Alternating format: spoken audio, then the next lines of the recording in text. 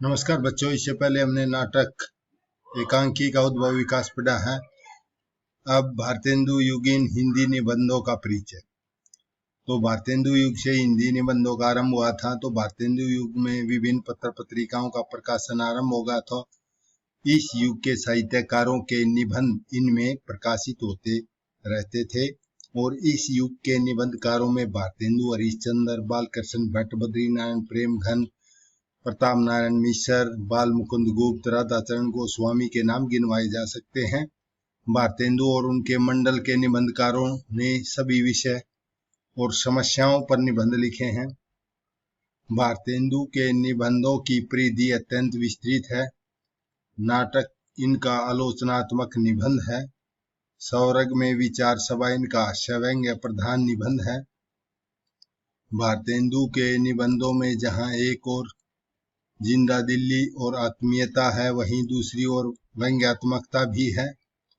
बालकृष्ण भट्ट इस युग के सर्वश्रेष्ठ निबंधकार हैं। उनके प्राय भावात्मक विचारात्मक निबंध लिखे हैं। चंद्रोदय, मुक्त माधुरी, खटका, इंग्लिश पढ़े तो बाबू होए, आशा, आत्मनिर्भरता इनके प्रसिद्ध निबंध हैं। प्रताप नारायण मिश्र के पत्र ब्राह्मण नामक पत्रिका में प्रकाशित होते थे और उनके भो, दांत, नाक, विनोद यानी हंसी मजाक से संबंधित निबंध लिखे थे। इस प्रकार अन्य निबंधकारों में बद्रीनारायण प्रेमघन, राधाचरण गोस्वामी का नाम उल्लेखनीय है। प्रेमघन नागरी नीरद और आनंद का दमनी के संपादक रहे हैं, तो उन्होंने अनेक निबंध लिखे हैं। भारतेंदु युग के निबंधकारों में सभी विषयों को आधार बनाकर निबंध लिखे हैं और ये विषय में अंतिम बात नहीं बल्कि पाठकों के विषय को सोचने और विचारने के लिए मजबूर कर देते हैं। तो निबंध का अर्थ भी इंग्लिश में ऐसे कहते हैं। तो विकास यात्रा भारतेंदु युग से ही आरंभ होती है, 1857 के आसपास से। तो इस प्रकार विकास परंपरा में हिंदी निबंध के विकास में महावीर प्रसाद द्विवेदी का योगदान, ये द्विवेदी युग के प्रवर्तक थे। तो भारतेंदु के पास द्विवेदी युग का आरंभ होता है जो महावीर प्रसाद के नाम पर है। तो इस युग का नामकरण भी महावीर प्रसाद जी के नाम पर हुआ है। उन्होंने अपनी लेखनी में हिंदी निबंधों के विकास में केवल गति प्रदान नहीं की, अपितु संख्या लेखकों को निबंध लिखने के लिए प्रेरित किया। सरस्वती पत्रिका का संपादन करते हुए महावीर प्रसाद ने धर्म, विज्ञान, राजनीति अनेक विषयों पर निबंध लिखे हैं। यही नहीं, द्विवेदी युग में खड़ी बोली का संस्कार हुआ है, साहित्यिक रूप धारण कर लिया था। द्विवेदी युग के निबंधकारों में द्विवेदी जी के अतिरिक्त श्याम सुंदर दास, मिश्र बंधु, पद्म श्री कमलेश, अध्यापक पूरण सिंह, चंद्र गुलेरी, बनारसी दास चतुर्वेदी आदि के नाम उल्लेखनीय है। बाल मुकुंद गुप्त द्विवेदी युग के प्रसिद्ध निबंधकार हैं और शिव शंभू का चिट्ठा उनका महत्वपूर्ण देन है। बना लार्ड कर्जन, श्रीमान का स्वागत, आशा का अंत, यह निबंध BA फाइनल में आएगा। इसके प्रसिद्ध निबंध थे बाल मुकुंद गुप्त के। इनकी भाषा सरल और मुहावरेदार और चुस्त थी। गोविंद नारायण मिश्र के निबंध भट्ट की कादम्बरी शैली के लिए प्रसिद्ध है। चंद्रधर गुलेरी के निबंधों में गंभीर और सूक्ष्म विश्लेषण है। कुछुआ धर्म, पुरानी पगड़ी, संगीत इनके प्रसिद्ध निबंध है। किसके? चंद्रधर गुलेरी के। बाबू श्याम सुंदर दास ने प्राय साहित्यिक और आलोचनात्मक निबंध लिखे हैं। पद्म सिंह शर्मा के भावात्मक विचारात्मक निबंध पद्म पुराण और प्रबंध मंजरी में संकलित हैं। अध्यापक पूरण सिंह में भाव प्रधान निबंधों के लिए प्रसिद्ध है। आचरण की सभ्यता, ब्रह्मा क्रांति, सच्ची वीरता, मजदूरी और प्रेम इनके प्रसिद्ध निबंध हैं। शुक्ल युग के निबंधों की विकास यात्रा पर प्रकाश डालिए। द्विवेदी के बाद आचार्य रामचंद्र शुक्ल का आता है। तो द्विवेदी युग के पश्चात हिंदी निबंध क्षेत्र में अत्यधिक विकास होने लगा था। इस युग के सर्वश्रेष्ठ निबंधकार रामचंद्र शुक्ल हैं। उनके निबंध संग्रह चिंतामणि 2 भाग में है। साहित्यिक, आलोचनात्मक और मनोवैज्ञानिक संबंधी निबंध संकलित हैं। जैसे मनोविकार संबंधी है, लोभ, घृणा, प्रीति, मनोभावों का सफल निबंध लिखे हैं। और शुक्ल जी ने नवीन विचार और नवीन अनुभूतियों और नवीन शैली के द्वारा हिंदी निबंध साहित्य को समृद्ध किया है। मौलिकता, व्यक्ति इनके खुद अपने विचार हैं और व्यक्तित्व की छाप, हृदय बुद्धि का समन्वय है, साधारण भाषा शैली है, व्यंग्यात्मकता आदि इनके निबंधों की उल्लेखनीय विशेषता है। शुक्ल जी के अन्य निबंधकारों में बाबू गुलाब राय, पद्मलाल, पुन्नालाल बख्शी और शांति प्रिय द्विवेदी, राधा कृष्ण दास, वासुदेव शरण अग्रवाल, माखनलाल चतुर्वेदी, रघुवीर सिंह के उल्लेखनीय हैं।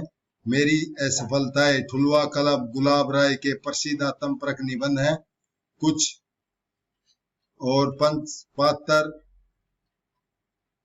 ये बख्शी जी के 2 निबंध संग्रह हैं। इसमें प्राय भावात्मक विचार निबंध संकलित हैं। इस युग के प्रसिद्ध निबंधों में विषय, विचार, अभिव्यंजना, शैली तीनों दृष्टियों से उत्कृष्ट की कोटि पर पहुंचाया गया है। अगला है शुक्लोत्तर हिंदी निबंध की विकासात्मक यात्रा बताइए। तो शुक्लोत्तर हिंदी पत्र पत्रिकाओं की संख्या बढ़ने लगी थी और साहित्यकारों के निबंध इसमें प्रकाशित होने लगे थे। इस युग में उल्लेखनीय निबंधकारों में जैनेन्द्र कुमार है, शांति प्रिय द्विवेदी, हजारी प्रसाद द्विवेदी और राहुल सांस्कृतन, रामविलास शर्मा, महादेव वर्मा, नंदुलारे वाजपेयी, डॉक्टर नगेंद्र, डॉक्टर विनय मोहन, धर्मवीर भारती, देवराज कुबेरनाथ राय, विद्यानाथ मिश्र आदि उल्लेखनीय हैं। इस युग में जैनेन्द्र के निबंध विचारात्मक हैं।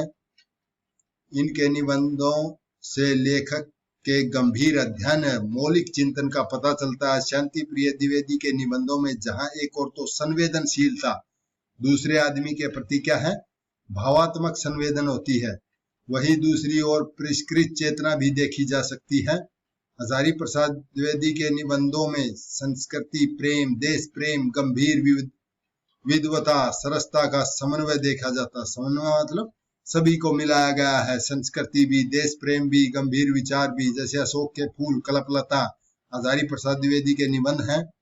द्विवेदी जी को ललित निबंधकार की भी संज्ञा दी जाती है। राहुल सांस्कृतन एक प्रतिभा संपन्न निबंधकार हैं।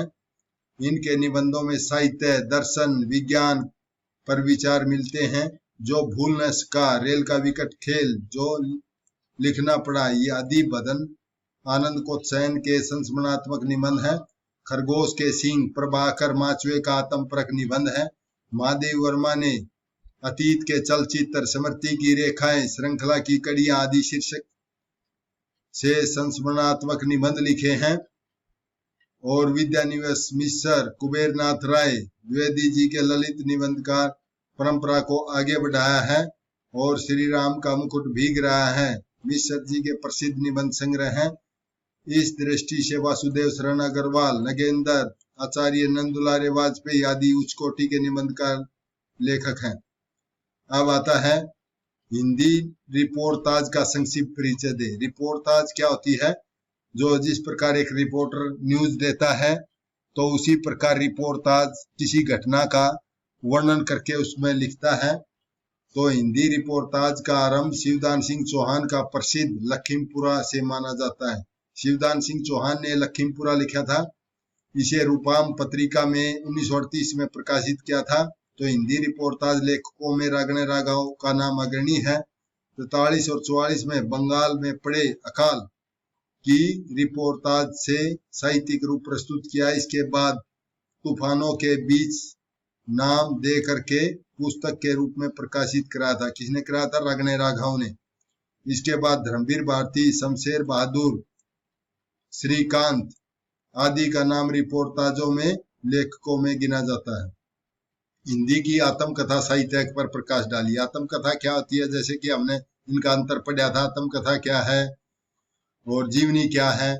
तो आत्मकथा होती है मनुष्य, कोई भी व्यक्ति अपने जीवन की घटनाओं को, अच्छाई और बुराइयों को दोनों को लिखे तो वह आत्मकथा होती है।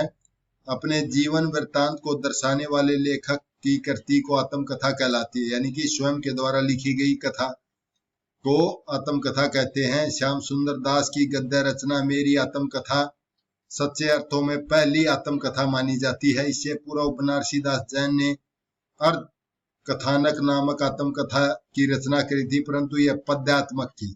1600 ईस्वी में लिखी थी, परंतु ये कविता के रूप में लिखी गई थी। आधुनिक काल में आत्मकथा रचना में निरंतर वृद्धि होती जा रही है। हरिवंश राय बच्चन ने अपनी आत्मकथा 4 भागों में लिखी है, जैसे क्या भूलूं क्या याद करूं।